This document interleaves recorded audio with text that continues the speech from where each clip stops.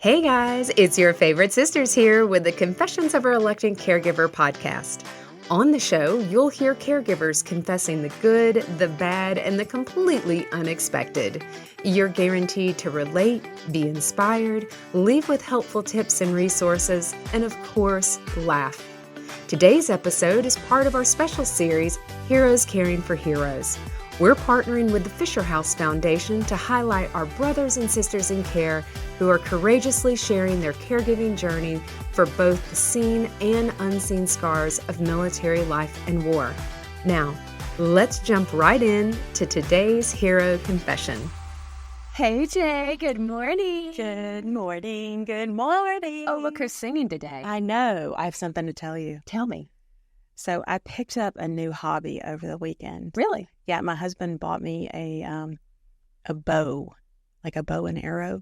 Is it a compound bow or a recurve bow? Oh my gosh, look at your knowledge. That's right. I was married before. Yeah, let's just throw one thing in there and then we're going to get busy. Okay. Did you know that if your arm is too close to the that string thing, you can harm yourself severely? So you have a bruise is what you're saying. I don't want to talk about it anymore. We're going to move on. Oh, dear. Well, you know what? It's a good thing that we're not confessing about how we can't use equipment. Yes. So, but we are here, and this is our special series, Heroes Caring for Heroes. It's one of my favorite series all year long. Oh, I don't like to play favorites, but it totally is. Because we are highlighting our active duty military and veteran caregivers. Mm-hmm. And this, of course, is played in the month of November as part of Veterans Remembrance Month.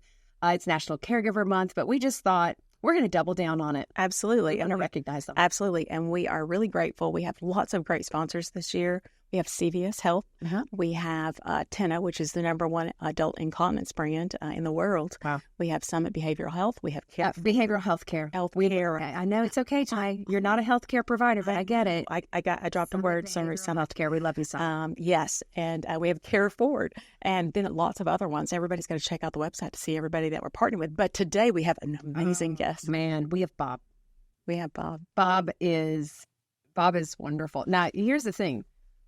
Bob cares for Gretchen, his amazing wife, who is like totally like bad A. Like she's a rock star. She's a rock star. But then Bob himself is equally a rock star. And so, because Bob loves his wife, but Bob is also himself served in the military. Right. And so let's talk a little bit. Let's introduce our folks to Bob, and then we'll bring Bob in. Absolutely. So as you said, we are incredibly excited to have Robert Evans with us today. He goes by Bob. And Bob was a senior Navy chaplain when his fiancée Gretchen was severely wounded in Afghanistan by an incoming mortar round. Despite life-changing injuries, which we're going to share with you, that Gretchen sustained, the two married shortly after her release from the hospital and rehabilitation. This is a love story as well. You guys know that. I do love the story. I know. Bob says his role as caregiver has always been to ensure that Gretchen has the proper resources and support to find, activate, and achieve her passion and purpose in life. I love that. But Bob has admitted, he confesses, that he has struggled despite his training as a chaplain and pastoral counselor to provide the right support and care at the right times. And that makes me feel good. I know. Bob is, him being a pastor and a chaplain. Absolutely. I mean, if Bob's struggling, he's got the red line. And here's what he's got. He said, the stress upon keeping it all together, because we know we can't do that, especially in the public arena, is challenging. Welcome, Bob, because I think you are speaking all of our language. So thank you so much for being with us. It's great to be with you. Oh, well, we are, we always like to say, we do this every time, we want to start from the beginning. So you were born, and then you can skip some parts. But tell us a little bit about your background, about where you grew up, your family a little bit, and then how you went into the military. Kind of walk us up until to that point, because caregiving always has that point where it starts. For some people, it's a slow burn, and it's coming on. But then for others, like myself with my husband, it's a phone call when we get a diagnosis. And it just changes your life. So let's start from the beginning, Bob. Well, I was born and raised in West Patterson, now Woodland Park, New Jersey. I had parents who were both well educated and were successful in their particular areas of endeavor. Home economics teacher for my mother, and my father was an industrial engineer and VP of several corporations.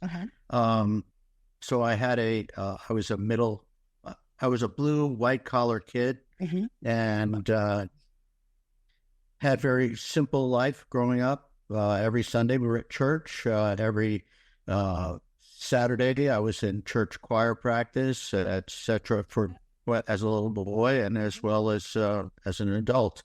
Music is the voice of God as far as I'm concerned, and it has definitely influenced my life in a big way. I got in trouble in 5th grade because I was humming and singing to myself as I was taking a test. You are my husband. But I was also in 3rd grade was asked to sing the Battle Hymn of the Republic by my 3rd grade teacher. My first experience with a Black mentor who really just changed my life and made me realize that education was fun, despite the fact that I have some sort of dyslexia, which is yet to be fully diagnosed, but made me a very slow reader. But she was very supportive. She was a caregiver to me. And modeled for me very, very early on how one nurtures the nature of an individual, as did my choir director, Mrs. Toon, oddly enough. Oh, that's terribly convenient. And she said that it was fairly convenient, but she was always in tune with me and guided me in my vocal capabilities, and really gave me an opportunity to serve in that manner, to sing the Lord's song. I then went off to became a little bit more wild and challenging to my parents as I tried to individuate as a teenager. And then when I went off to college, having lived in a very sheltered and demanding, fastidious, overbearing environment, where success was the requirement. I went to Bowdoin College up in Brunswick, Maine, one of the little Ivies, and had a great experience there, but I was truly liberated, and I was rather a randy fellow during those times, and social chairman of my fraternity. I love that. And discovered a lot and learned a lot, which then I was a pre-med student at the time, and discovered that, one summer when I was volunteering at a church camp, between truck driving and forklift operating for a company down in Elizabeth, New Jersey, I woke up in this 4th grade cabin to a smell of ammonia. Very, very rank. And someone had wetted their bed. And I said, this was 4 a.m, and I was not an early morning person at the time. And I woke up and I said, what am I doing here, God? And he responded and said, you're here to minister in the midst of my people, all my people. And I said, again, what am I doing here? And again, he responded, same thing. You're here to minister in the midst of my people. And I asked again, sort of like this Samuel story in the Bible. And again, he responded, you're here to minister in the midst of my people. So I changed course and became a religion sociology double major with a minor in history at Bowdoin College, and then went off to Princeton Theological Seminary and graduated there, and then had a large church in Newtown, Bucks County, Pennsylvania, and then got a sense that war was imminent. The sabers were rattling during the Reagan administration, so I went down to Philadelphia Naval Shipyard just to inquire what it would take to become a Navy chaplain. And I thought there were 3 major hurdles to get by, and I was fortunately able to get by. But this was quite a surprise to my then wife. And How old were you, Bob? I got to know this. 29. Wow. Okay, so you're 29 and you're thinking, I'm going to join the military. I'm going to join the military. That's a decision, Bob. Okay, keep going. I'm totally intrigued. Well, the reason why I wanted to serve was because I didn't want to minister in the midst of God's people, in the midst of war, and not know what the institution, how the institution functioned, its infrastructure, its rules, its requirements, its general trends. So I went in and I went to chaplain school. I want to be a Navy chaplain. I want to sail the 7 seas. I want to serve God's people proudly. That's what chaplain school taught me.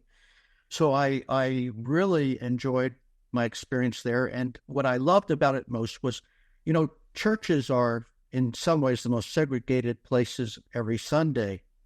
And it's just Sunday, maybe a Thursday, maybe a Wednesday night supper or something like that for youth. Mm-hmm. But it's really a 1-day-a-week event for many people. And even then it's not as participatory as some would like. But in the military, as a military chaplain, you have to serve all people. You have to care for your own, but you also have to ensure that others get the care that they require.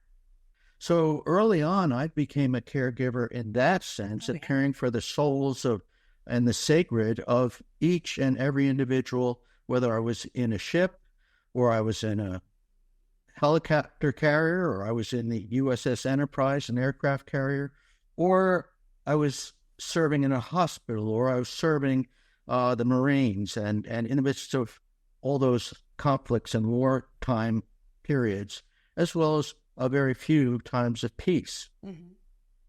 But it really is about nurturing the nature of each individual, finding their specific gifts. And my philosophy has always been that we are as if gems in God's crown.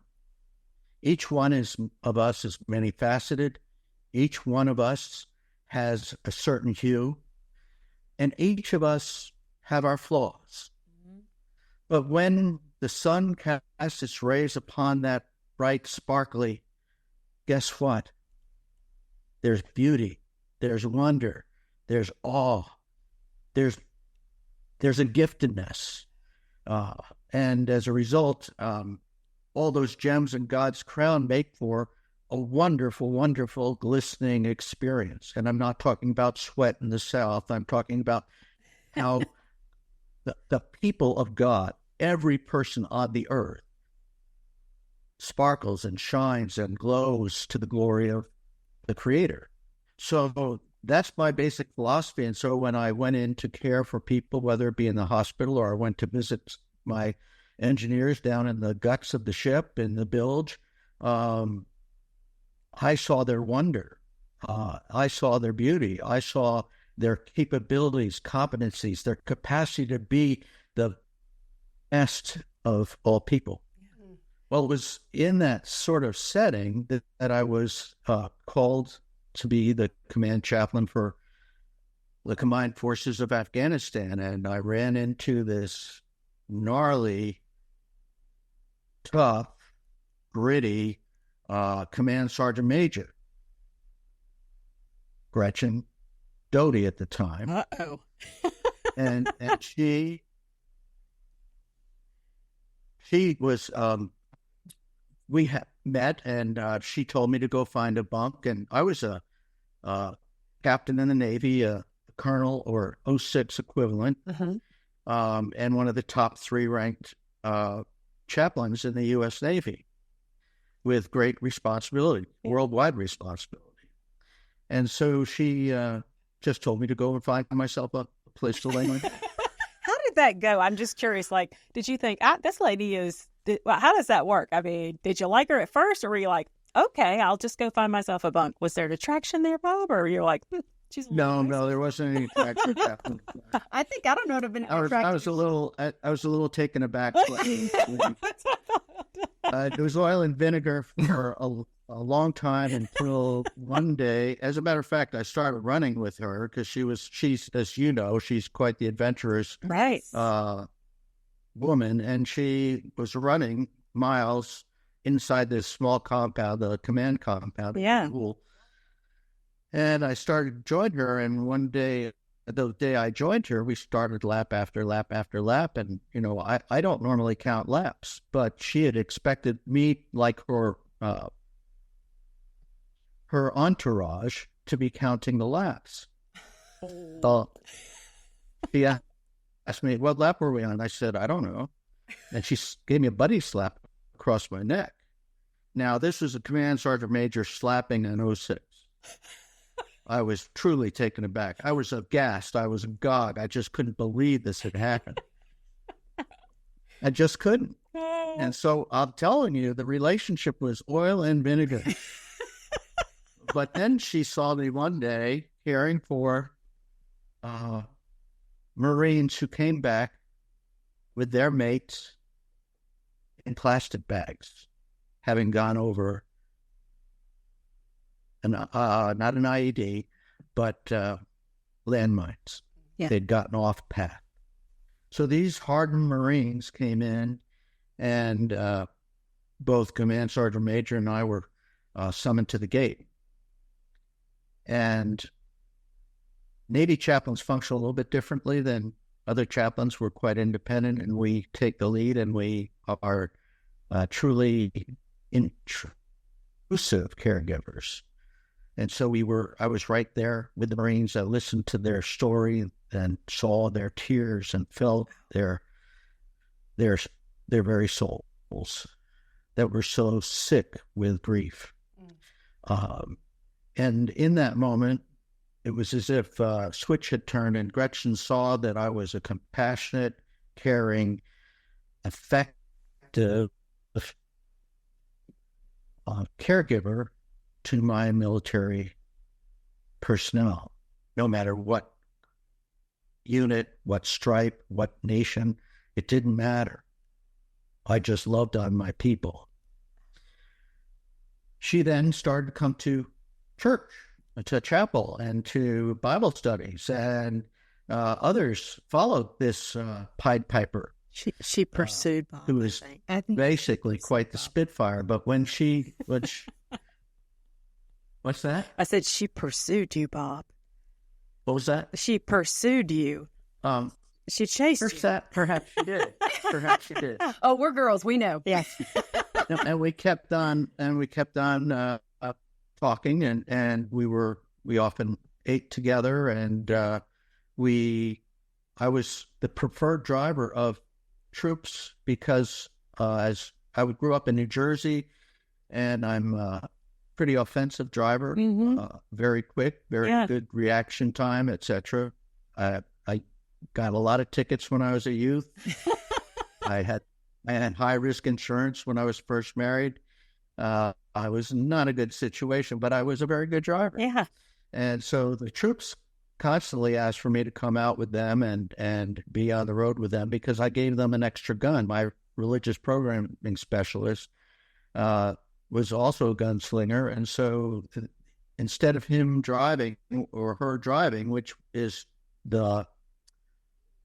was truly the rule, I sort of shifted colors and made sure that we had the best line of defense possible, both with me driving and with my RP as an extra gun if we were in a shootout. Wait, let me take a break for just 1 second, Bob. We got to take a break, and then we're going to keep coming back. All right, we're back here with Bob, and we're getting into this is a good story because he and Gretchen are oil and water, but there's something going on. Yeah, oil and vinegar. Sorry, oil and vinegar. So there's something going on. So you're telling us the story that you are the offensive driver. So let's go on. I'm ready. So I was chosen by a lot of those guys, and one time, the command sergeant major came up to me and said, "What are you doing on all these convoys?" I said, "Number one, I'm with my troops. Number two, it's by request. Number three, I'm a good driver. And so if you need a driver at any time, I'm available." And so I ended up becoming her driver every once in a while as well. So the relationship grew, but then I had to leave. I was at eight months, and our tours were shorter as Navy versus Army. Gretchen's tour was 24 months. Wow. Mine was a mere 8. Yeah. So I left command, went back to Fleet Forces Command and Joint Forces Command as the command chaplain for those worldwide responsibilities, and was actually carrying those on through my deputy even while I was in combined forces. So I had a lot of responsibility to go back to, but all of a sudden, there was just this constant sense that this woman was very important to me. So I wrote her a letter asking about all the troops, and then at the end I said, could you ever be romantically inclined toward me? And she responded and said, well, and then I ended it with my normal blessings, chaps. Of course. And as it played out, she responded and said, do you remember where you've left me? And I said, I do.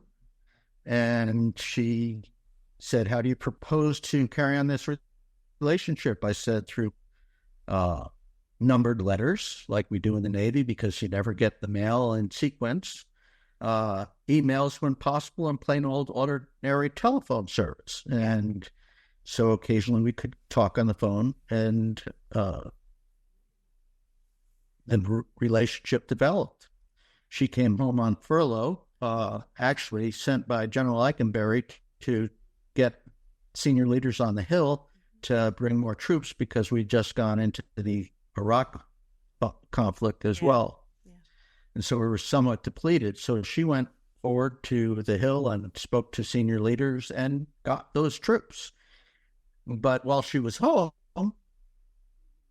I met her, and I was screened by her sisters, her sister and her sister's friends.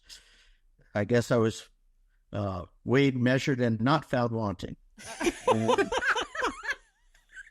And so having gotten through that screen, and having been recently divorced, I asked for her hand, and she accepted. I love that. I love that you're old school, Bob. I really love that. I do too. Okay, keep going. Okay. Because I feel like we're probably near. That was that. And she went back and immediately had one of her accidents and incidents, which she is prone to because she always pushes things to the edge. Mm-hmm. And she was bitten by one of the bomb dogs, and her skin was pulled back on her hand, and she had to go through surgery there. Yeah. But that wasn't that was not anything great. I mean, she's had no problems with that. Was right back in play the next day. Yeah.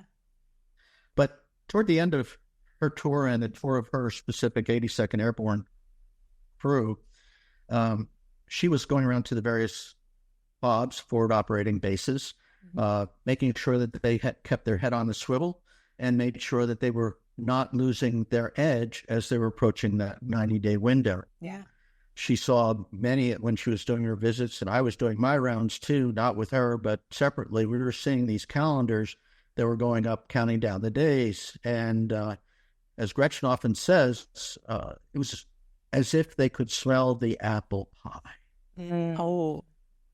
And they were waiting to go home to mom, to their wives and to their moms and dads and their children and their loved ones and to their community. Because what do we fight for? We fight for our home address. Mm-hmm. It's not for oil. It's not for land. We fight for our home address. That's what every soldier, sailor, airman, Marine, Coast Guardsman, and Space Guardian work for. Mm-hmm. So she was out doing this at a FOB up toward Pakistan, the northern border. And incoming rounds started flying as she was giving her talk to these young men and women. And as a result, she was getting all the people into the bunker, a good leader, but she didn't have enough time to get in herself. And so her PST, her personal support detachment, 3 men,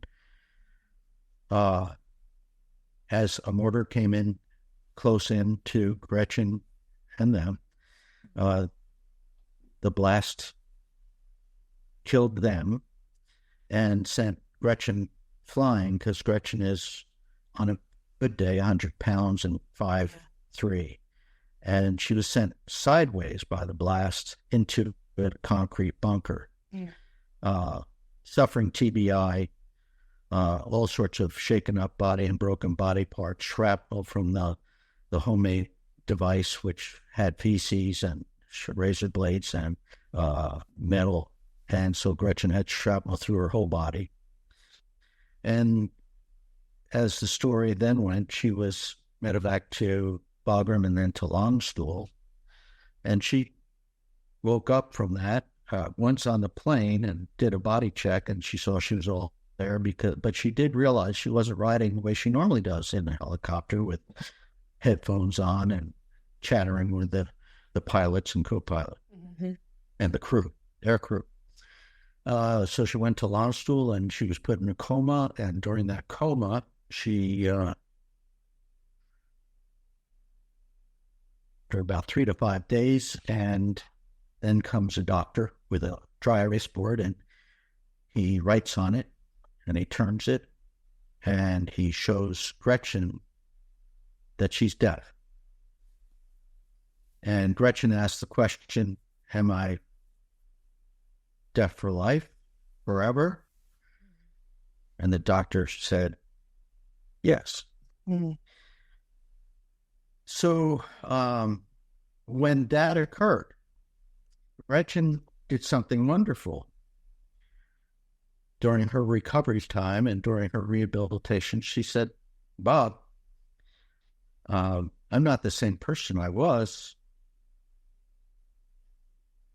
You aren't responsible, and you don't need to marry me. Your vow doesn't hold at this point in time. I give you reprieve. And in response, I said, no, my darling, I'm in love with you, and I want us to move forward on the journey together. I'll companion you in whatever way you need.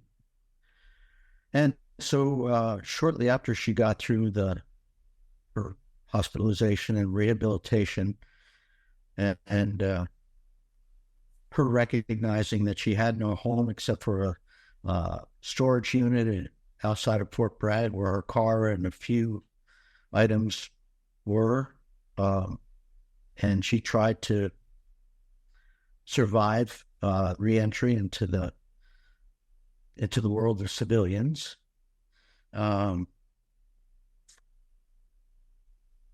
We got married, and that's where the journey really began.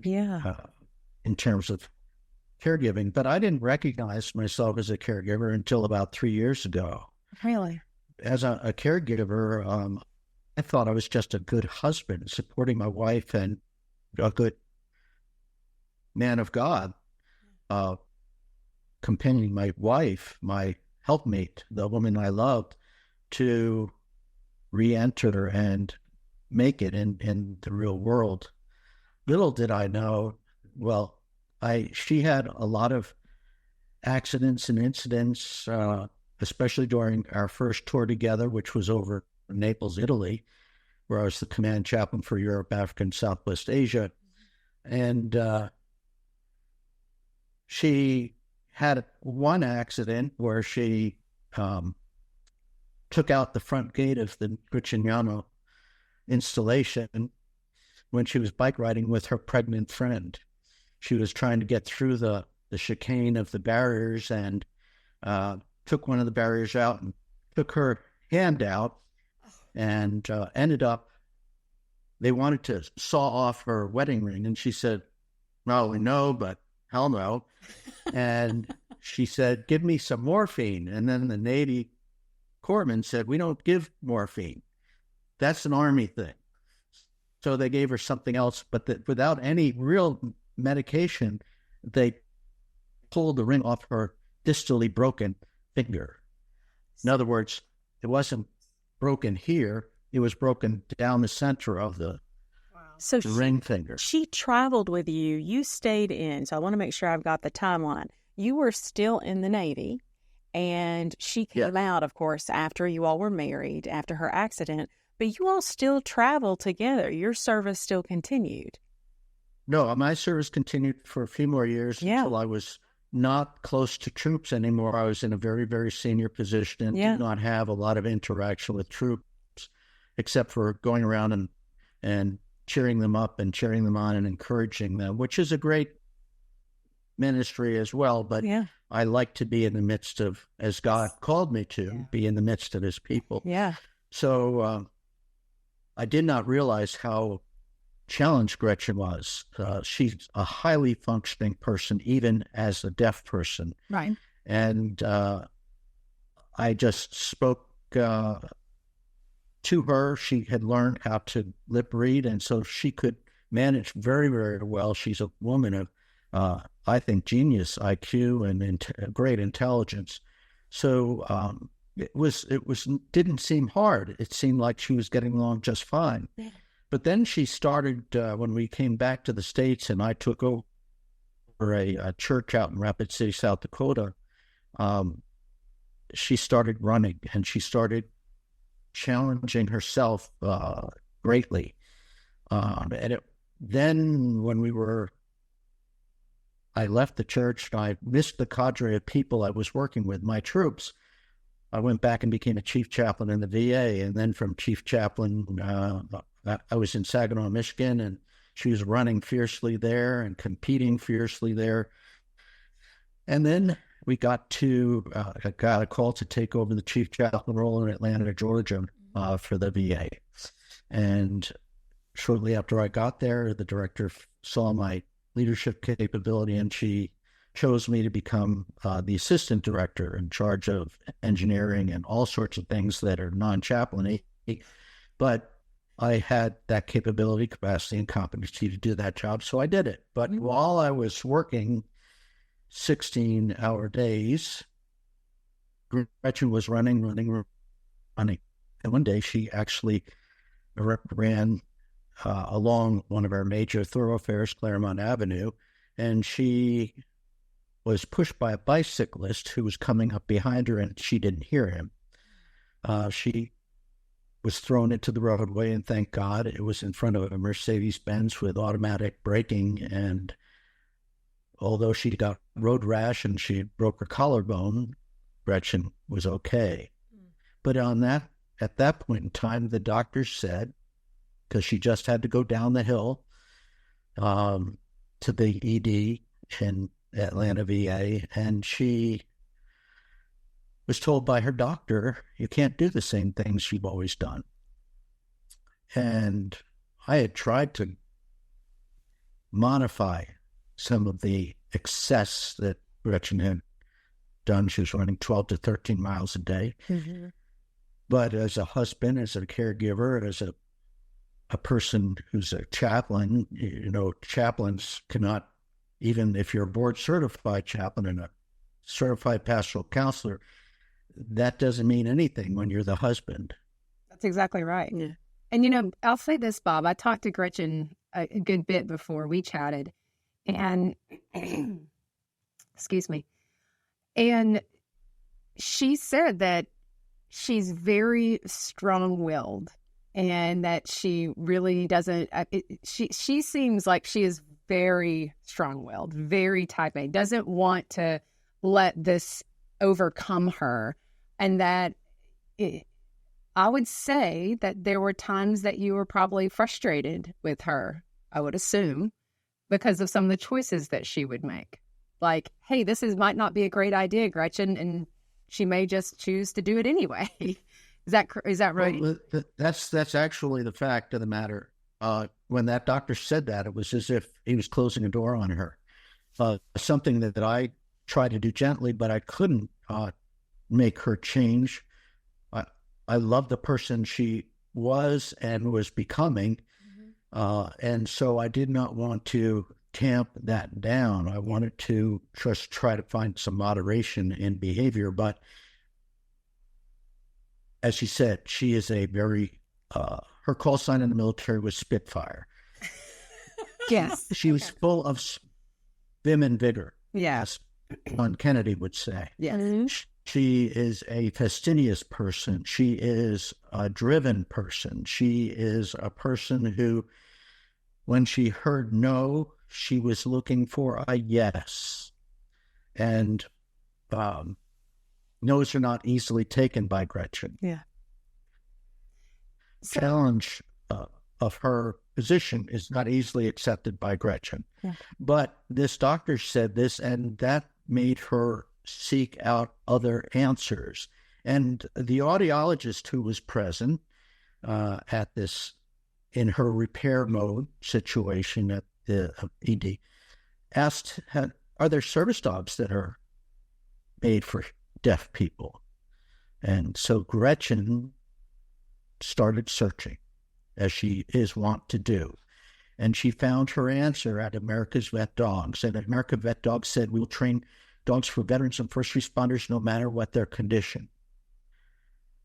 And so she sent off an email to America's Vet Dogs with fear and trepidation, because she told them she had TBI, she had internal body parts that were still not in the best shape. Mm-hmm. She had shrapnel, she had TBI, she had PTSD, and she was deaf. She sent off the email, and thankfully, when she, in short order, received the message back, they said one word, yes. But they didn't know how to train a deaf dog. All the trainers around the table had said, we have to say yes, but then they have to figure out how to fix the problem. Yeah. And they succeeded at that. But it wasn't until after we received Aura and then Rusty as her second service dog that I recognized that I was not just a fairly responsible, good husband, cook for all the meals, and transporter of her to various events, and because she was directionally challenged because of her TBI. One time had a terrible time trying to back a car out of the garage. But these are all, funny stories now. But my reactions weren't always the best. Like you said, I got frustrated. Yeah. And so not until I realized that I was a caregiver just 3 years ago, and then got some guidance from the Elizabeth Dole Foundation and learned about caregiving, I realized that thankfully I'd done some of the right things, but I also did many of the wrong things. I didn't give myself time off. I didn't give myself respite. I did talk to my clinical supervisor, a good friend of mine from seminary days, who I'd often ping to or talk to try to straighten out my perspective on what events were happening in Gretchen's life. But I was particularly concerned about Gretchen being somewhat suicidal, and that was why she was running so much. So thankfully she got the dog, and the dog helped her here, and also made her able to drive again, because dogs could alert her to emergency vehicles and their sounds, and tap her on the shoulder, and then look left or right, depending upon which side this ambulance or fire truck or whatever was coming. So she got some degree of independence back, and she continued to expand that. That's a good way to put it. She continued to expand. Yes, she expanded her domain, and she sought more help, and she went to No Barriers and ran into Eric Weinmeier, the first person to climb Mount Everest, solo blind person, and also the first blind person to ever traverse through the water, the Colorado River, through the Grand Canyon. So Eric was another person who would not be defined by his maladies. The things that define us are not limiters. So she ended up learning that she wasn't disabled, but she was a person of mixed ability. She's coined this phrase, and I think it's a great phrase, because while she lost her hearing, she gained the ability to speak or read lips and then return fire to those people who are talking to her. So she was able to speak very plainly and also to read people. But the challenge is, as we went through pandemic and other times, when people have masks or they have beards or they have colloquial conversation or they have a different tenor to their voice, or they're touched by some foreign language that flavors their English, I have to translate for her. And it was through that experience in the pandemic, particularly, that I realized I was a caregiver. Yes, I provided her with meals. Yes, I provided her with transportation. Yes, I provided her with various experiences in life. And I also got her connected to the best care team I knew. And those people are still part of our rope team today. The people who we put in our quiver and hold tight to, hold fast to, for those times when we want to climb a mountain and make sure that we don't fall. We're tethered to them. Or we go across a stream and we're tethered to them. And even though we might slip on a rock, we will not go all the way downstream, perhaps to our death. We will live. And I think that's the thing that I've learned as a caregiver, is that one needs to be compassionate. One must follow the 3 L's, which God gave me recently, that we must listen. First, listen, then learn about the person, and then love on that person. I'd been doing it all my life, but that alliteration speaks to my heart and speaks to being a caregiver, that we really need to listen and pay attention closely to the person we're companioning along the journey. We need to learn their specific needs, their specific wants, their specific and dreams, and help to make those possible in any way and by any means necessary, within the law, of course, and within the realm of safety. And then we need to love that person. We may not always like their response. We may not always like the way they act. We may not like some of the things they're doing. But through it all, if we're brought to it, we'll be brought through it. And we need to intuit what that love is all about, and how God intends for us to show that love to our companion. For me, there are times when that is very, very hard to do. I get upset. I get angry. There's foment. Sometimes I just bite my lip because I have a very strong-willed woman as my helpmate.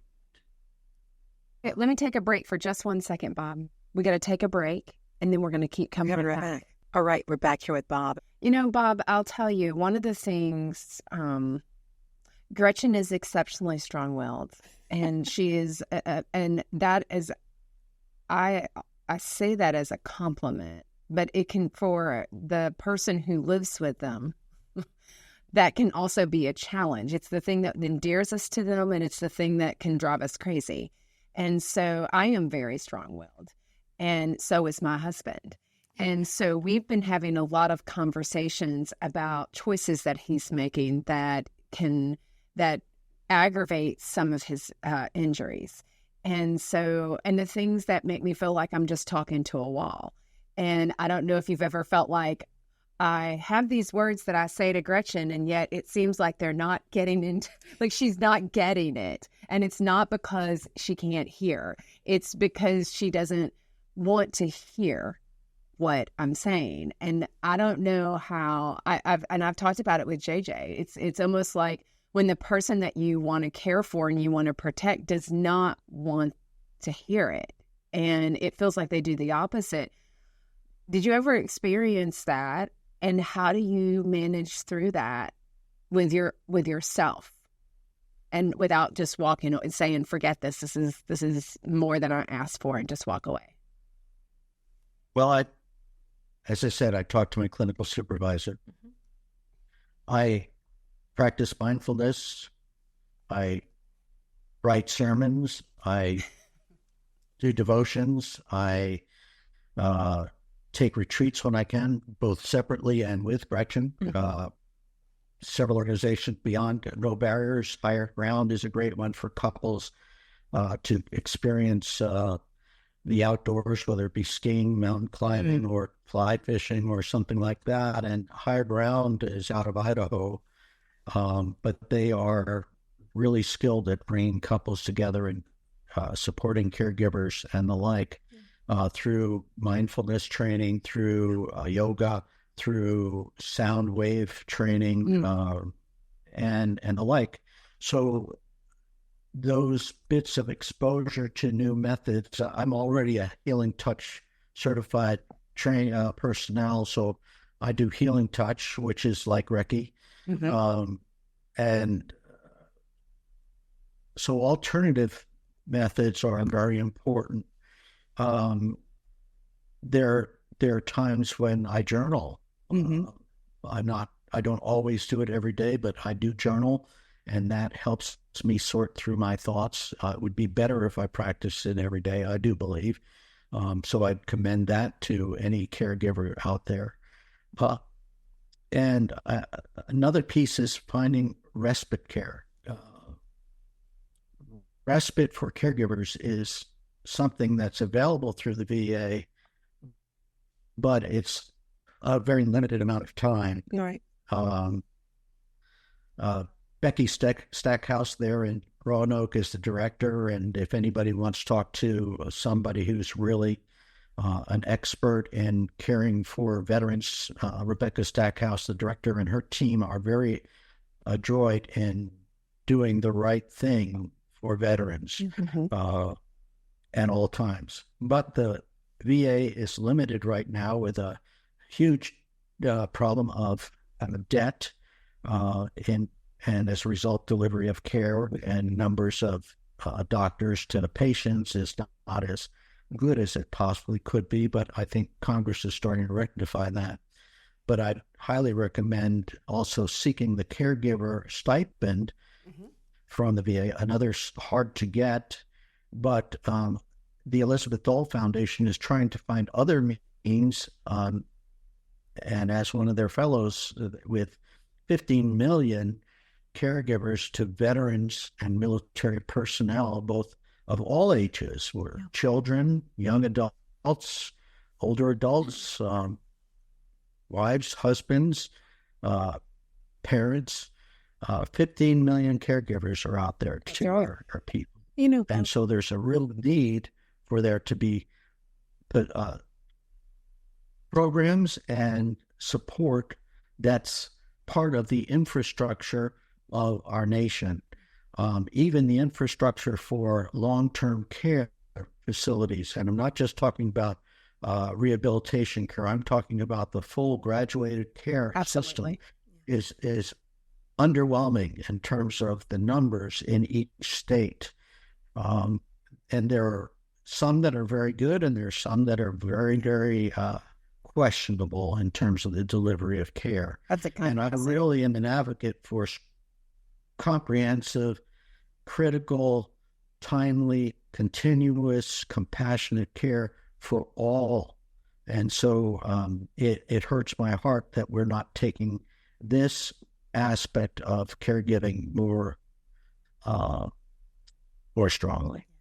Bob, what I heard you say, and I think this may be something for all caregivers, is that when you're struggling or when you need information, what I love about you is that although your background is pastoral, that you have this chaplain background, you are very open to going outside and seeking help. And I think that's something for everyone to realize, that going outside and seeking outside help is okay, and it's encouraged, and because you cannot do it alone. It is, you absolutely, that is something I've heard you say with many resources recommended, and I love that. Oh, 100%. Yeah. Yeah. Well, it's the essence of self-care. Yeah. If we don't take care of ourselves, we cannot take care of our significant other or any other. Yeah. I saw it with my mother when she was caring for my 95-year-old grandfather. He was in home and he was quite mobile and he was deaf. But he was very, very functional. But he got under my mother's skin and she did not deal with any of her feelings at all. And as a result, as we know in all the world, either the pot is going to leak or the pot is going to blow. And she blew and she yelled and I thought that this verbal abuse was just uncalled for. But part of it was because she did not attend to herself. So I think that we can see the signs when we start to act passive-aggressively and use innuendo, or we snipe or snip, or we yell and scream, that those are danger signs of the pot about ready to boil over. And we need to take care of ourselves and realize that we cannot do it alone, that we do need to be tethered to other people, other resources that can guide us through those tough times. We have our mountains to climb too, and that's something not to be dismissed. We have to attend to ourselves. You know, Nat, I know that we are over time. I know. And Bob, I'm telling you that I feel like I can say that Bob has taken me to church today because I love to listen to you. Like, you're one of those pastors I could sit out and just listen to because the wisdom I picked up today is it's immense. So I know we have to jump into sister questions. Let's jump in. We're going to jump in really fast. I have an easy one, I think. Go ahead. It may be hard for Bob, though. Bob, I love hymns. And we will laugh and say that I pass out when I have to give blood. And the only way I can do it is sing. That's what they tell me to do because it keeps you breathing. And I sing hymns. So my question is, what is your favorite hymn? Oh, that's a good sing? one. What is your favorite? Open my eyes that I may see glimpses of truth thou hast for me. Place in my hand the wonderful key that shall unclasp and set me free. Silently now I wait for thee. Ready, my God, thy will to see. Open my eyes, illumine me. Spirit divine. Oh, our grandmother. Both of us. She played the piano in the church, and that's one of her songs. I can hear her music. That's I can thank hear you for that gift, Bob. Thank you. Because I can tell you I can hear her play. Yeah. Where our servant hearts come from church. Yeah. And from our family. So I will say that. Now look at me tearing up. We're both tearing up. I'm like, oh my gosh, I can hear my grandmother. And I can hear her playing the piano. Okay, so I'm gonna end us on something a little different. I always like to ask this question, Bob. And I ask, what is your favorite guilty pleasure? And the guilty pleasure is really, what is the one thing that you do for yourself, just for you, that you're like, this is all mine, I'm going to do it, that you enjoy? Sing. Oh, I don't doubt that at all. I always have a song on my heart and in my mind. Even meeting individuals, a song will leap to mind. And so I regularly sing or belt it out. So keep that up, I grew Bob. up going to Broadway a lot, so I sing a lot of show tunes. Oh, I love that. Just keep it up, Bob, because it brought joy to my heart this morning. Oh man, I feel fantastic. You're exactly what I needed this morning, Bob. Thank you so much, Bob. Thank you for blessing us. And guys, thanks so much for listening to our special series, Heroes Caring for Heroes. And we want to thank our sponsors. We do. Our sponsors of the series, of course, are CVS Health. We have Tenna Brand. We have Summit Behavioral Healthcare. We also have Care Forward, and we have just a numerous. Of course, want to thank the Fisher House. Exactly, the Fisher House, and then many, many other partners. Too many to list, actually. I know. So make sure you go to the website, and you will see last year's as well, Heroes series, and then you'll see all the series participants, both educational and our guests like Bob. And then, of course, the PBS series. Bob and Gretchen are going to be on our PBS special that will be coming out mid-November on your wherever you watch or listen or stream PBS. Yep. So it will be on there. Bob, I can't wait to meet you and Gretchen in like 2 weeks. We're recording this, and I'm like, oh, me and Bob and Gretchen on the 21st, and so it's going to be fantastic. Thank you, Bob.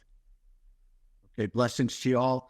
And remember, it's not just a need to belong that we seek community, but it also helps us recognize what we long to be. Thank you. Thank you, Bob. Until we confess again, we'll see you next time. Bye. Well, friends, that's a wrap for today's educational episode. Thank you for listening to our special series, Heroes Caring for Heroes. And don't forget to visit our website to sign up for our monthly newsletter, sign up for the free Sisterhood Advantage Discount Club, and of course, connect with us on Facebook, Instagram, LinkedIn, TikTok, Twitter, and Pinterest. You'll also find the video recording of all our episodes on the Confessions website and our YouTube channel. We'll see you next time when we confess again. Till then, take care of you. Okay. Let's talk disclaimers. We are not medical professionals and are not providing any medical advice. If you have medical questions, we recommend that you talk with a medical professional of your choice. As always, my sisters and I at Confessions of a Reluctant Caregiver have taken care in selecting the speakers, but the opinions of our speakers are theirs alone. The views and opinions stated in this show are solely those of the contributors and not necessarily those of our distributors or hosting company. This podcast is copyrighted and no part can be reproduced without the express written consent of the Sisterhood of Care, LLC. Thank you for listening to the Confessions of a Reluctant Caregiver podcast.